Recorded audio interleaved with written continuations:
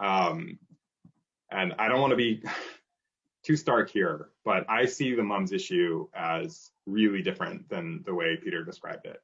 I've talked to a bunch of people, teachers and others who've been involved, and I don't think they see it the way that it was described.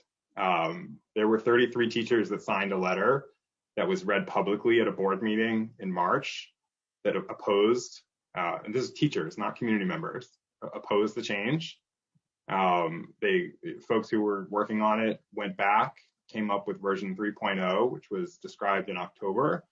Somebody at on the board asked the question, how do teachers feel about it? And the principal at the time said, well, they haven't really had a time to weigh in because of COVID, which is understandable, but it means that we don't actually know how teachers really feel about it. We've heard what the superintendent has said, but I've reached out to teachers. As I said, I reach out to people to get their voices and their feedback on issues, even if it goes against what's being said.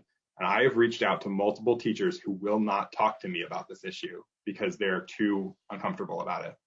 I don't think that we're in a place where people, included who are really important stakeholders in this process, actually feel heard. There's a lot of concern about the loss of the teams model, which is essentially breaking down moms into smaller groups. There's a lot of concern about going to 49-minute classes.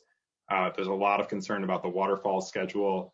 There are a lot of concerns about the transition, and it's not just bringing sixth grade. A lot of folks don't realize that in bringing sixth grade to mums, it requires completely revamping the operational model of all grades at that school. And so my experience with the board up to now is that it's all been described as hunky-dory, and it's not. And that's important for people to understand, and for there to be some reality around that. It doesn't mean that we shouldn't make the change, but it's how you get there. You don't want to be in a situation where teachers won't talk to you about it because they're too afraid. That's not where we want to be as a district. And I think we have similar issues around consolidation, and